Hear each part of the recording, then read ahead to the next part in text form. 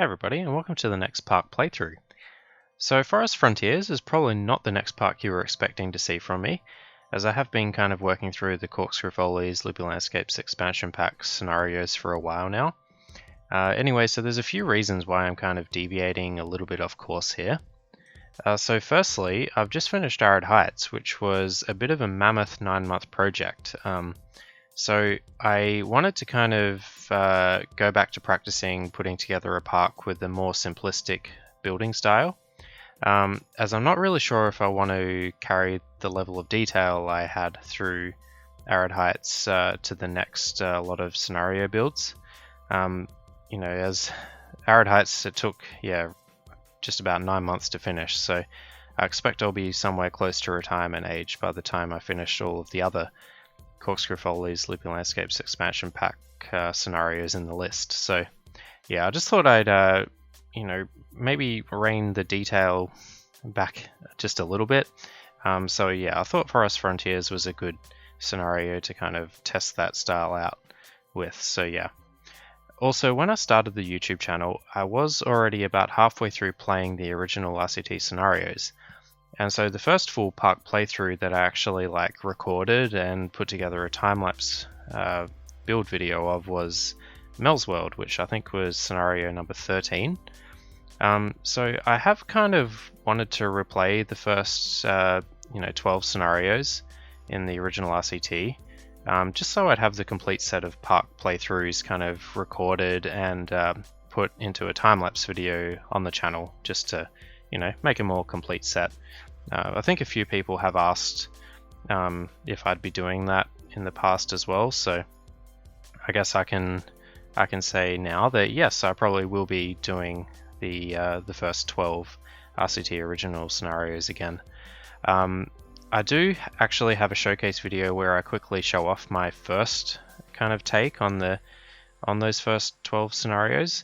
Looking back on them now, I'm not really the happiest with how they look. I think my building style has evolved a little since then, and I've picked up a few new tricks and tips from other people along the way, and I didn't really fill out the maps completely either, and some of them, by the time the time limit of the scenarios reached, the map has sometimes looked a little bit awkward and incomplete. So yeah, I have kind of wanted to go back and try my hand at doing these scenarios again for a while now. So yeah, I'm happy to kind of go back and just see what I can kind of put together. So yeah, those are a few reasons as to why I'm kind of deviating from regular programming a bit here. But I am underway with the Haunted Harbour scenario, which is the next one on the Corkscrew Follies or Added Attractions scenario pack list. So hopefully I'll have that park playthrough ready soon. Anyway, so onto the actual build itself here. So I started off the map just with a few kind of classic flat rides, being the carousel and the twist or scrambled eggs. Put in some very basic shrubs around the place.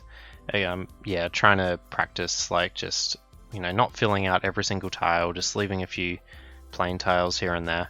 Did a bit of a wider path down the center as kind of a main sort of thoroughfare or corridor, just split with a few nice large trees. Built a medium-sized steel mini coaster, which I was actually quite happy with. I'm actually not too fond on the color scheme, but I couldn't really find anything else I was happy with, so I just kind of left it as kind of a browny, foresty green. Ended up calling it Pine Beetle just to kind of make sure it had a nice sort of foresty theme to it. I then nearly spent all of the remaining money I had on the big CCI style wooden coaster. I was actually very pleased with that, and I was surprised that it really only took the first. I pretty much did it the first go, which usually never happens for me. I particularly enjoyed doing the kind of double. I don't even know what to call it, but there's basically the two drops that are right next to each other. One's the first, the main drop, and then goes back the other way just alongside it. So there is an opportunity there for a nice little dueling moment. Apart from that, there's just lots of kind of swoopy turnarounds, which I think is pretty common with CCR style wooden coasters. After I was done with the wooden coaster, I went back and added a few flat rides and a small kind of a food court there. I tried to give the haunted house as much of a haunted sort of theme as I could. I think the those white fences with the railings, I don't know, that I've always just found that they work well with a haunted house. You might think differently, but I've just always found that they work well together. I then put together the remainder of the pathing network. It's pretty simple, just kind of a big ellipse, I guess, and also built a log flume on the side. I just gave it a bit of a switchback sort of style, which I think is pretty typical for an arrow sort of log flume there. I also just built a path kind of going through the log flume area a bit too. I don't actually end up hooking up rides to it or anything, but it's just more meant to be a nice little scenic walk for the guests. I then put a few more flat rides, being the pirate ship, the observation tower, and a Ferris wheel along kind of each edge of the that path network ellipse sort of thing. And as you could probably work out already, I wanted to put a kind of a small lake here, which actually proved to be quite a challenge because I had basically no money left at this stage. One thing I actually had to do in this playthrough here was charge absolutely obscene amounts of money for the coasters. I think I charged around $13 for the junior coaster, or the steel mini coaster, sorry, and about $18 for the Woody. So yeah, the guest count obviously wasn't going to be a problem, but since I planned to do lots of scenery and build that lake, I really did need to make as much money as I possibly could in the 1 year time limit.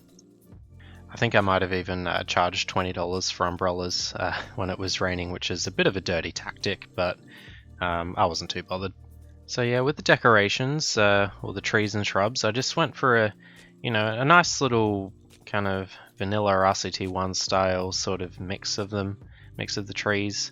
There is quite a bit of a mix of trees going on, but I think they all work together reasonably well. Yeah, I perhaps didn't mix up the ground textures as much as I would have liked to, mainly because that actually takes quite a bit of time. Oh, and also one other thing I'm going to be sticking to in this playthrough and the ones that follow for the RCT originals is I'm only going to be using like scenery and surface texture, wall texture options that were available in the original RCT, as in not the Corkscrew Follies Looping Landscapes expansion packs. So that means only the blue kind of queue lines, only the grass, rock, dirt, and I think the sand surface textures. And yeah, I don't know, I just feel like I wanted to go back to the very basics in terms of like scenery options and decorating. One last attraction that I put in is the boat hire, just because I always like the look of the rowboats just kind of meandering across the lake there. It's just something I've always liked the look of.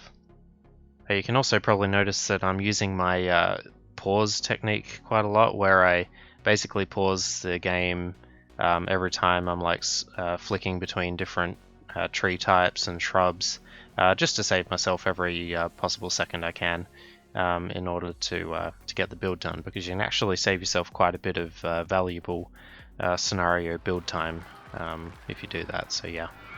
Anyway, so just going on a little bit of an overview of the park and following along some of these coasters. So yeah, we've got the steel mini called Pine Beetle, which I think turned out quite nicely. I think it's got a nice flow to it. Made sure to use a few bits of diagonal track. It's got a basic mix of trees and shrubs, nothing too special at all. I guess I put a little pond there as well with a few rocks sticking out of it. And then we've got the big CCR style Woody, which I named Gravity because I couldn't think of anything better at the time. And yeah, I was very happy with the way this one turned out. Anyway, I think that's going to be just about it for the video. Thank you very much for watching. I hope you enjoyed kind of going back to the very first RollerCoaster Tycoon scenario and watching the playthrough of that. Like I said, I have started work on Haunted Harbour, so So you can expect the build video of that to come out fairly soon. Anyway, thank you very much again. I hope you enjoyed, and I will see you next time. Cheers. Bye.